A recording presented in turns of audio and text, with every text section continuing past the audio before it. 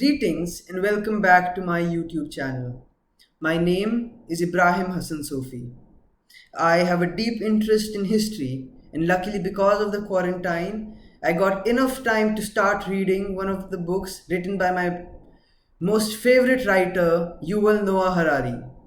Yuval Noah Harari is a writer who is known for his three best selling books: The Sapiens, Homo Deus, and the 21 Lessons of the 21st Century.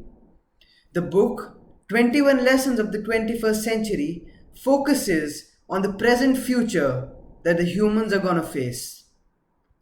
Today, I'm here to give you a brief summary about the book 21 Lessons of the 21st Century. Starting with the first lesson, which is the technological challenge. Humans think in stories rather than facts, numbers, and equations. And the simpler the story, the better. Every person, group, and nation has their own tales and myths. During the 20th century, the global elites in New York, Berlin, and Moscow formulated three grand stories that claimed to explain the whole past and predict the entire future. The three grand stories were the fascist story, the communal story, and the liberal story. The Second World War knocked out the fascist story, and from there on, from the late 1940s to the late 1980s, the world became a battleground for just two stories: communism and liberalism. Eventually, after signing the Warsaw Pact, which was done by Mikhail Gorbachev to disintegrate the USSR, the Cold War came to an end, and the communist story also collapsed.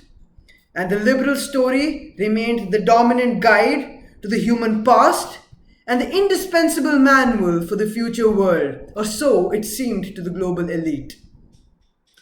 The liberal story celebrates the value of power and liberty. It states that for thousands of years, humans stayed under oppression, which heavily affected the movement of goods, thoughts, individuals, and ideas. But people fought for their freedom step by step, and liberty gained the ground, leading to open economies, trade, and movement of ideas. The open roads, long bridges, and the bustling airports replaced the angry shrewd fences and the wires after the arrival of liberty in the world. The liberal story also states that not all is well in the world, and still there are many hurdles that are needed to be overcome. Much of our world is still dominated by the oppressive leaders. Even the most liberal countries of the world are facing problems like poverty, violence, and oppression.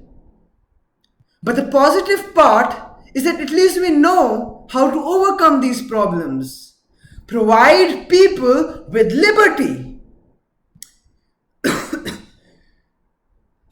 We need to protect the human rights, grant everybody to vote, establish free market, and let individuals, ideas, and goods to move throughout the world as easily as possible. If we just continue to liberalize and globalize our political and economic system, we will produce peace and prosperity for all. Countries who would be ready to progress and liberalize themselves would be offered peace and prosperity sooner. However, after the 2008 financial crisis, people have become increasingly disillusioned with the liberal story. Over the years, humans were offered three global stories, which were the liberal story, communal story, and the fascist story to choose from. But the current scenario of the world is that it is storyless. 2019-20 is currently storyless. We are down to 0 stories. And being storyless is the most dangerous situation that the world can ever face. And plus, with the rise of leaders like Kim Jong-un and Donald Trump, the future looks very blurry for the entire human civilization. The sense of disorientation and the impending doom is exacerbated by the accelerating pace of technological disruption. It's a funny thought that the liberal story had been shaped earlier during the industrial era to manage the technological world, meaning the world of steam engines, oil refinery, television sets. But now, ironically, the politicians and voters barely know about and comprehend about the new technologies, let alone regulate the explosive potential. The rise of internet, and now with the rise of AI and blockchain, has been more directed by scientists rather than politicians. Already today, computers have made the financial system so complicated that only a few humans can understand and comprehend it. As AI improves, we might even reach to a situation when no human can make sense of the financial system anymore. Meanwhile, peer-to-peer blockchain networks like cryptocurrency, for example Bitcoin, might revamp the entire monetary system. So the radical tax reform is gonna be inevitable. Therefore, the government might need to invent a new method for tax collection. What's more scary is the revolution in infotechnology and biotechnology, which could restructure not only the economies and the societies, but our very own body and minds.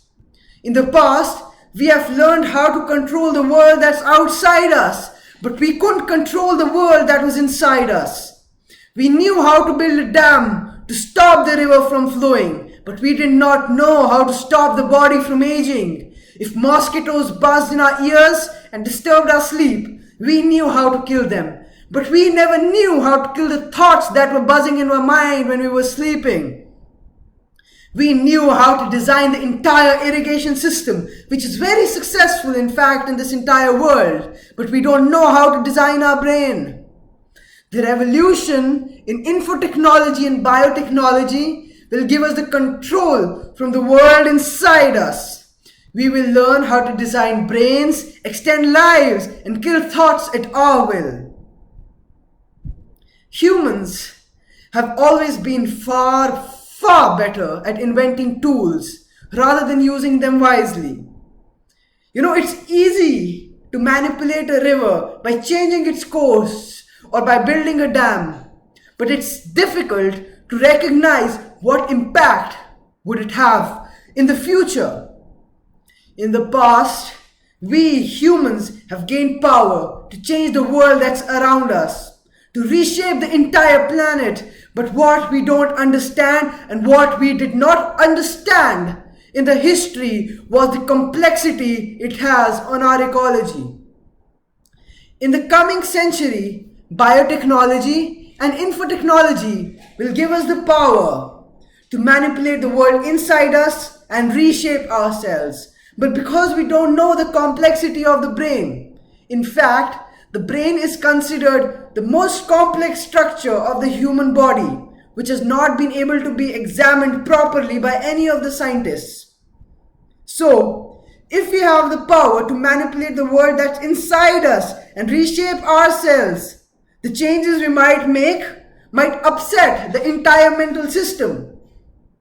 The revolutions are made by engineers and scientists who barely know about the impact it would have and the political implications it has. Technological disruption is not even a leading item of the political agenda.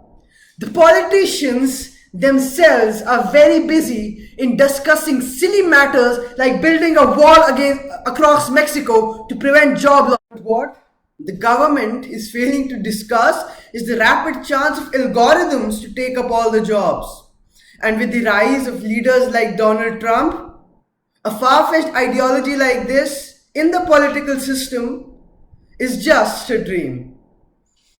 Thank you guys for watching my YouTube video. I hope you liked it. Please don't forget to like, comment and subscribe. And don't forget to press the bell icon so that you get a notification whenever I post a new video. Thank you so much and signing off.